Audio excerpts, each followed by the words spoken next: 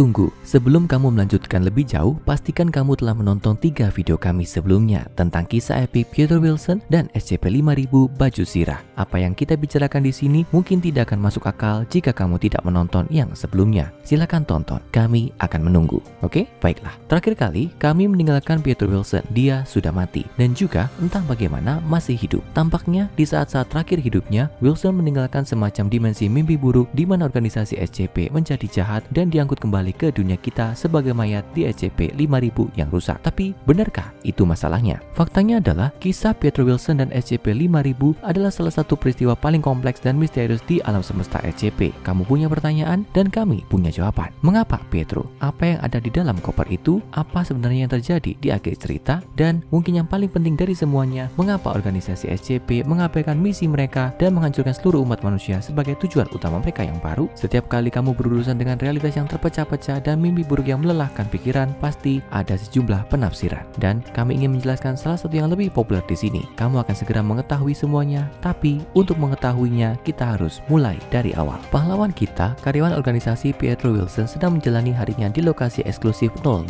Namun operasional normal terganggu gugus tugas yang berubah menjadi pasukan penyerbu. Menyerbu masuk dan mulai mengeksekusi para karyawan sebagai bagian dari rencana mereka yang lebih besar untuk memusnahkan umat manusia. Pietro beruntung dan berhasil menemukan SCP-5000 yang membuatnya tidak terdeteksi oleh skuad GT yang menyerang. Ini membawa kita ke pertanyaan pertama kita. Mengapa Pietro dan bagaimana membunuh staf organisasi membantu memajukan tujuan Dewan O5 untuk menggulingkan umat manusia? Jawaban atas kedua pertanyaan tersebut berkaitan dengan lokasi tempat Pietro dan rekan kerjanya berada ketika serangan itu dilakukan. Lokasi eksklusif 06.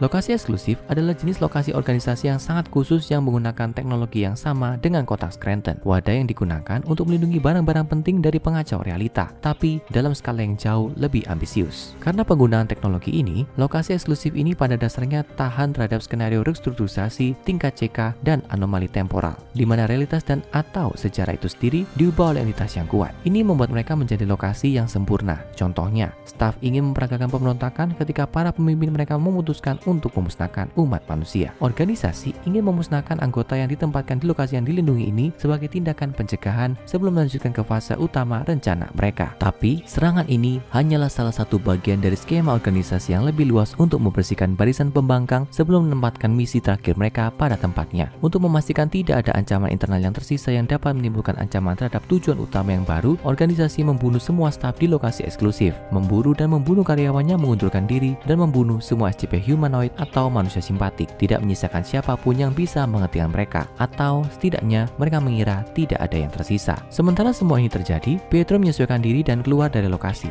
Jadi, mengapa Pietro? Karena dia beruntung dan dia kebetulan bertemu dengan SCP-5000. Dia bukanlah yang terpilih, juga tidak luar biasa. Di luar dari kesediaannya untuk pencarian akan jawaban sampai akhir yang pahit, Pietro benar-benar bisa menjadi salah satu dari kita jika kita berada dalam situasinya. Ketika Pietro melarikan diri, dia menemukan dunia dalam kekacauan. SCP telah dilepas dalam skala global, menghancurkan infrastruktur, membantai warga sipil, dan membunuh tokoh politik utama. Organisasi bahkan telah go public untuk pertama kalinya dengan niat baru mereka, menghancurkan semua manusia. Pietro memutuskan untuk menuju ke lokasi 19 guna memahami dasar kegilaan mereka. Dalam perjalanannya ke sana, dia melihat kelompok anggota gugus tugas melakukan ritual pernikahan yang aneh untuk melihat siapa di antara mereka yang bisa merasakan sakit. Ingat ini, nanti akan menjadi penting. Seperti banyak momen kecil dalam kisah SCP-5000, ini adalah potongan puzzle yang dapat digabungkan untuk menciptakan gambaran nyata tentang apa yang terjadi di tengah kekacauan. Di lokasi 19, di antara para pekerja organisasi bermata tanpa nyawa yang merencanakan pembunuhan massal, Pietro menemukan harta karun berupa informasi penting. Di sana, dia belajar tentang keberadaan proyek Numa, sebuah inisiatif yang disetujui Dewan O5 untuk memetakan psikosfer manusia atau dikenal sebagai ketidaksedaran kolektif. Dia juga menemukan suara pilihan yang dihapus dari Dewan O5 dan Komite Etik, serta serangkaian instruksi yang dikirim ke staf senior dan direktur lokasi yang menyebabkan gelombang bunuh diri dan pengunduran diri. Selama pencariannya, Pietro juga menemukan rangkaian arahan kedua yang dikirim ke direktur lokasi dan staf senior yang tersisa, termasuk frasa "keraskan hatimu". Arahan ini dikenal oleh beberapa orang sebagai penyembuh. Meskipun Pietro belum memiliki konteks untuk menyatukan semua ini adalah petunjuk yang lebih penting tentang apa yang terjadi. Proyek Numa adalah apa yang memotivasi organisasi untuk menghancurkan umat manusia. Membunuh manusia sebenarnya adalah hal sekunder untuk menghilangkan sesuatu yang tersembunyi di dalam psikosfer manusia. Sekali lagi,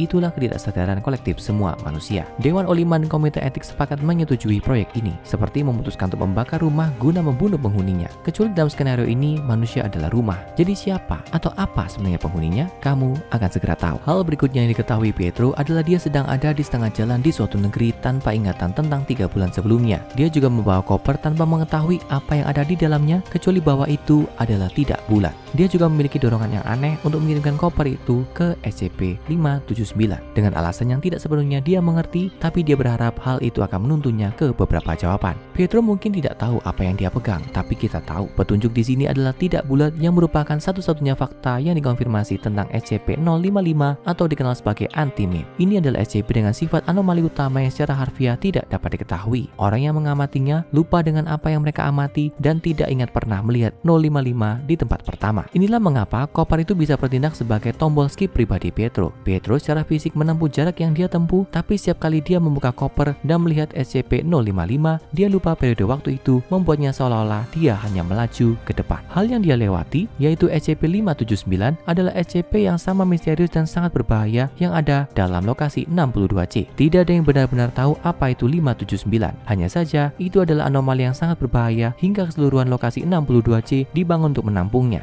Jadi, apa pentingnya menyatukan keduanya? Itu dan pentingnya misi terakhir Pietro akan segera menjadi jelas. Pietro melanjutkan perjalanannya dengan koper menghadapi lebih banyak kengerian dan kematian yang tak terhitung jumlahnya di jalan. Dia akhirnya menemukan hiburan saat bertemu dengan sekelompok tentara koalisi gaib global yang mendiskusikan interogasi terhadap anggota staf organisasi yang ditangkap bernama Samuel Ross. Dua kutipan dari pidato penuh teka-teki Ross menjadi perhatian khusus di sini. Yang pertama, menanggapi ancaman penyiksaan adalah lakukan apa yang Anda inginkan. Setelah Anda menyadari bahwa Anda tidak seharusnya merasakan sakit, tidak ada yang perlu ditakuti lagi. Yang kedua, setelah menyaksikan kematian para penculiknya adalah lihat apa yang telah kamu lakukan pada dirimu sendiri. Saya bilang, Anda tidak akan seperti itu, bukan? Itulah mengapa Anda mendengar suara Anda. Tapi kalau Anda sangat ingin tahu, aku sangat menyukai kalian. Jadi aku berusaha bersikap baik. Kami sangat baik kepada Anda. Anda tahu, kami bertarung dalam terang sehingga kamu bisa mati dalam kegelapan menjijikkan. Apakah kutipan itu terdengar sedikit familiar? Pertama karena, seperti yang diingat Pietro sendiri, para anggota kita yang ditikam lebih awal juga sepertinya tidak merasakan kesakitan. Yang kedua, karena mendeskripsikan orang sebagai menjijikan adalah kata sifat yang disukai oleh SCP terkenal lainnya, SCP-682. Ini membawa kita kembali ke penyembuh. Dokumen yang disebarluaskan oleh Dewan O5 menginstruksikan orang untuk mengeraskan hati. Apapun yang ditemukan organisasi di psikosfer manusia, tampaknya itu adalah penyebab semua rasa sakit. Dan karenanya, ketika organisasi menemukannya, mereka mampu melatih diri mereka sendiri dari rasa sakit. Dan untuk referensi SCP-682, ini adalah makhluk yang membenci kehidupan dan diyakini oleh beberapa orang bahwa alasan 682 memegang keyakinan ini adalah karena dia sudah selalu tahu tentang apapun yang baru-baru ini ditemukan organisasi melalui proyek Numa. Jurnal teks yang dideskripsi di dokumen organisasi mengonfirmasi hal ini dalam pertukaran terdokumentasi antara O5-1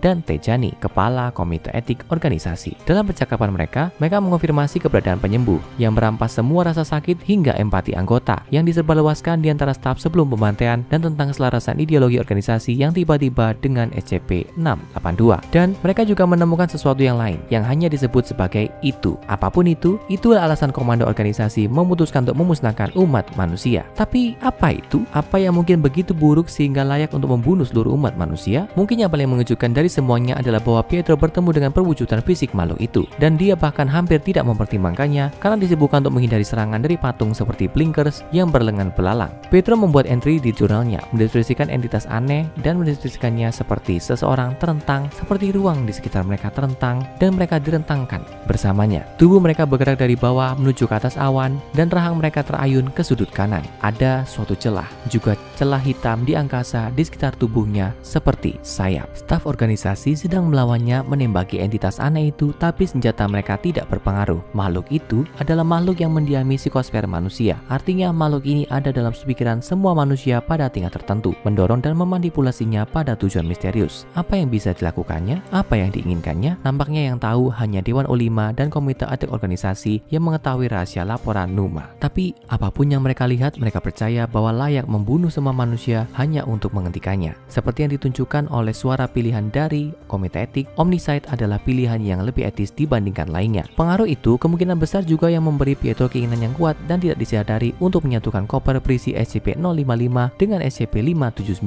bahkan dengan mengorbankan nyawanya sendiri. Ini membawa kita ke pertanyaan terakhir kita. Mengapa begitu penting untuk menyatukan SCP-055 dan SCP-579 dan apa yang dicapai dari tindakan ini? Saat Pietro terluka oleh Blinkers dan bertahan di ambang kematian yang akhirnya mengantarkan koper itu ke ruang penahanan 579, dia mengakui fakta bahwa dia bukanlah pahlawan. Tapi disitulah Pietro salah. Setelah penghancuran SCP-2000, Pietro memegang satu-satunya cara yang tersisa untuk menyelamatkan dunia. Kombinasi dari efek anomali 055 dan 579 seperti yang dijelaskan dalam proposal Roget dan artikel untuk SCP-2998 adalah kartu traf utama organisasi untuk mencegah skenario akhir dunia tingkat XK. Jika keduanya disatukan selama skenario tersebut, alam semesta disetel ulang ke waktu sebelum skenario tingkat SK dimulai dan mencegahnya terjadi. Dalam hal ini, Pietro yang menyatukan keduanya menciptakan realitas baru di mana proyek Numa tidak pernah diluncurkan dan itu tidak pernah ditemukan, sehingga menghindari kiamat. Mayat malang Pietro yang tewas dan baju sirah SCP-5000 yang rusak parah yang dia kenakan adalah satu-satunya bukti bahwa realitas alternatif ini pernah ada. Ini berarti bahwa kolaborasi antara Pietro Wilson dan baju sirah yang kebetulan dia temukan benar-benar menyelamatkan alam semesta seperti yang kita ketahui dari sebuah organisasi yang telah menjadi kacau. Dalam hal ini, dia adalah salah satu pahlawan terhebat yang pernah ada di alam semesta, bahkan jika tindakannya tidak sepenuhnya miliknya. Bagaimanapun, dia mendapat bantuan dari baju sirah itu dan juga dari itu